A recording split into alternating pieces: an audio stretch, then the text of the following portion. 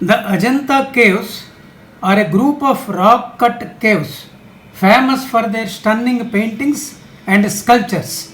They are located in Maharashtra at 107 kilometers from Aurangabad, which is presently called as Chhatrapati Sambhaji Nagar. Ajanta caves are a UNESCO World Heritage Site.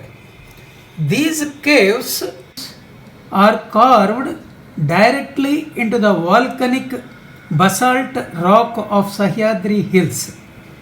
There are 30 caves in total, each displaying a unique artistic and structural features. These caves are excavated in horseshoe shaped bend of rock surface nearly 76 meters in height, overlooking a narrow stream known as Voghora. The location of this valley provided a calm and serene environment for the Buddhist monks for their meditation, worship, and residence. Ajanta caves were excavated in two different phases. The phase 1 caves were excavated from 2nd century BC till 1st century BC during the Satavahana dynasty, and they followed Hinayana tradition, and where the followers worshipped Buddha only through symbols. There were no idols of Buddha. We find only stupas, footprints, and empty thrones in these caves.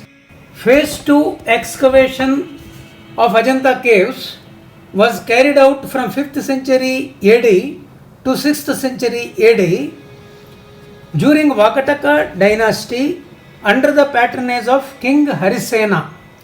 This was the golden age of Mahayana tradition, where the idol of Buddha was worshipped. This phase introduced bodhisattvas and opulent, highly decorative sculptural and mural artwork. As per this board displayed at the entry, best of the paintings are available in caves 1, 2, 16 and 17. The purpose of the paintings is to depict the life stories of Buddha. The tempera technique used in Ajanta paintings also is explained. This is painting of Padmapani Bodhisattva in cave number 1, who holds a blue lotus, means Padma, in his hand. He represents infinite compassion, Avalokiteshvara. His graceful Tribhanga posture is a hallmark of Indian art.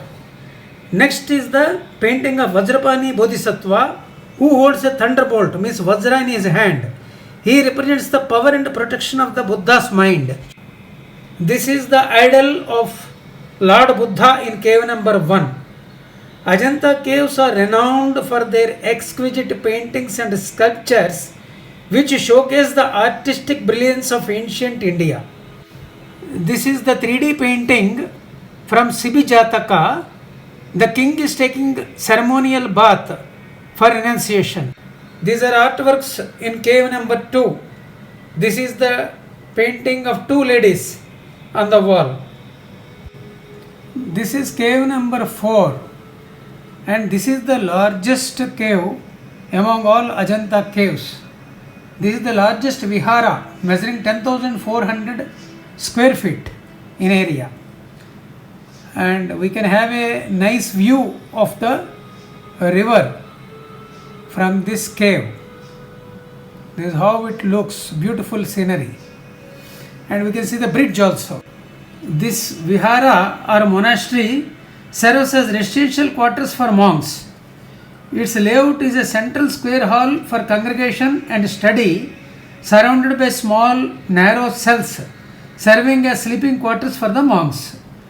In the Mahayana period, a shrine was added on the rear side to accommodate the idol of Lord Buddha. This is cave number 6, which is a two-storied monastery. This is cave number 9, which is a chaitya, means only a prayer hall.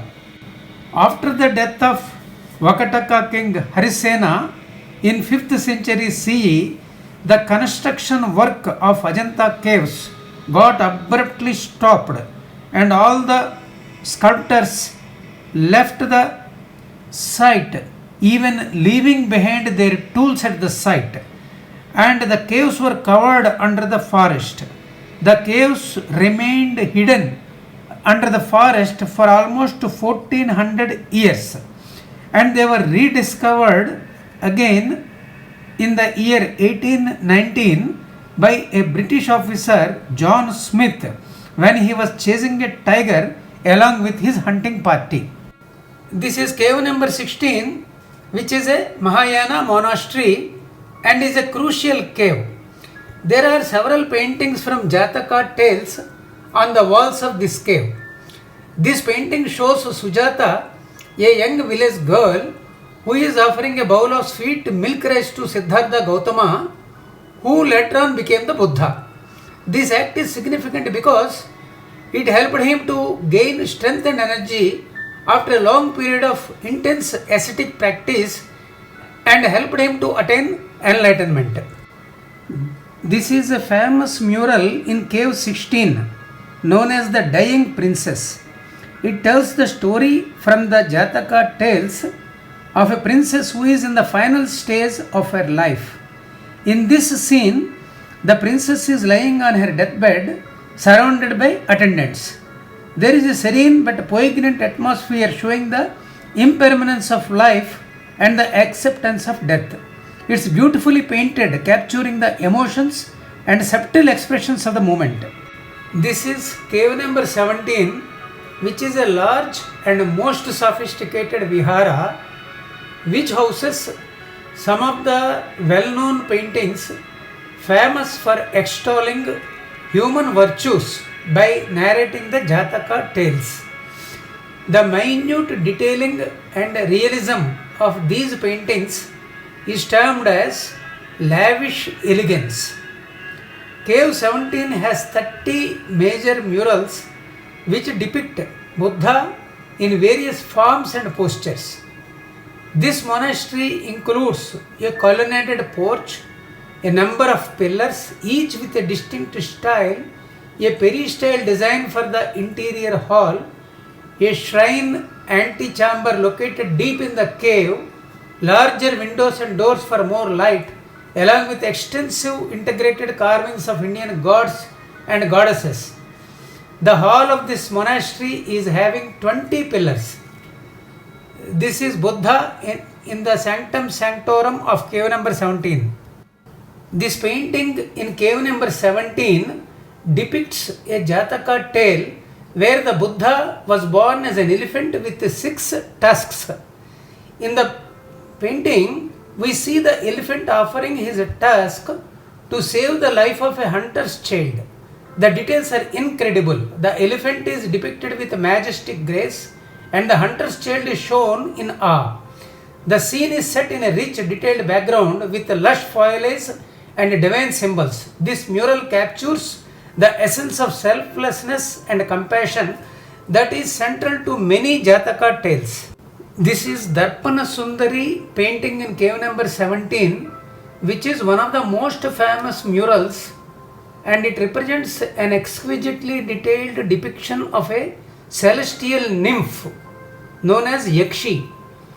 She is looking into a mirror which symbolizes self-reflection and natural beauty. The painting showcases the fineness of art with its intricate brushwork, soft expression, and interplay of colors. It is a masterpiece of ancient Indian painting and offers a glimpse into the artistic and cultural richness of that era. This painting on the roof of cave number 17 is known as the wind-swept ceiling. It shows a sense of movement in the waves of the fabric and the roof itself. The artist's ability to convey the dynamic flow of wind and the texture of the waves turning into the roof gives an impression of life itself. The significance lies in the blend of art and nature, how the artist captured the beauty of the environment and the power of natural forces. This is Wheel of Life or Samsara Chakra in cave number 17. It is mostly eroded. It depicts the cycle of existence, showing different realms, including gods, humans, and asuras, within the segments of a wheel representing Buddhist cosmological concepts. This person is rendering a lovely service to his wife. This is cave number 19. The entrance facade of the cave is ornate. This cave is a worship hall, means Chaitya Gruha, constructed in the 5th century CE during Vakataka dynasty. This cave is famous for its sculpture. It includes Yakshadwarapala and flying couples. 2 round pillars with fluted floral patterns and carved garlands support a porch. Its capital is an inverted lotus connecting to a Amalaka. To its left is standing Buddha in Vardahasta Mudra. Above is a seated Buddha in meditating Mudra. Towards the right of the entrance is the mother and child sculpture. A figure with begging bowl is the Buddha watching him or his wife and son. Cave 19 is having carving of Buddha into the stupa because the king of the dynasty that built the cave was from Shaivism Hindu tradition. The worship hall is aspidal with 15 pillars dividing it into 2 side aisles and 1 nave. Next to the Buddha in the capitals are elephants, horses and flying apsara friezes. The walls and ceiling of the side aisles inside the worship hall are covered with paintings. This is cave number 26, which is a worship hall, Chaitya Gruha, similar in plan to cave number 19. But this cave is much larger with elements of a vihara design. The builders focused on sculpture rather than paintings because they believed stone sculpture will far more endure than paintings on the wall. The sculptures in cave number 26 are elaborate and more intricate. The cave consists of an apsidal hall with side aisles for circumambulation, means pradakshina. At the center of the apse is a rock cut stupa. The stupa has an image of the Buddha on its front, 18 panels on its base, 18 panels above these, a 3-tied torana above him, and apsaras are carved on the anda, hemispherical egg-shaped stupa. The walls, pillars, brackets and the triforium are extensively carved with Buddhist theme. The legend called the Temptations by Mara is depicted on the wall. The temptations include the seduction by Mara's daughters, who are depicted below the meditating Buddha. They are shown scantily dressed and in seductive postures. On both the left and right side of the Buddha are armies of Mara attempting to distract him with noise and threaten him with violence. In the top right corner is the image of a dejected Mara frustrated by his failure to disturb the focus of the ascetic Buddha. The major artwork in this cave includes the Mahaparinirvana of Buddha, reclining Buddha or dying Buddha on the wall.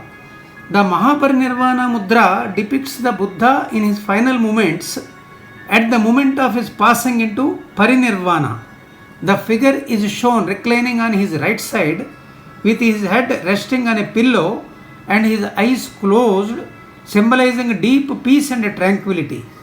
This mudra and posture signify his release from the cycle of birth and death, his ultimate enlightenment and freedom from all worldly suffering. It is a powerful representation of peace, compassion and culmination of the spiritual journey in Buddhism. In conclusion, the Ajanta caves stand as a timeless testament to the richness of ancient Indian art, spirituality and storytelling. Through the intricate murals, the poignant sculptures and the enduring narratives of the Jataka tales, they leave us with a profound appreciation for the artistic and cultural legacy of ancient India. Thank you.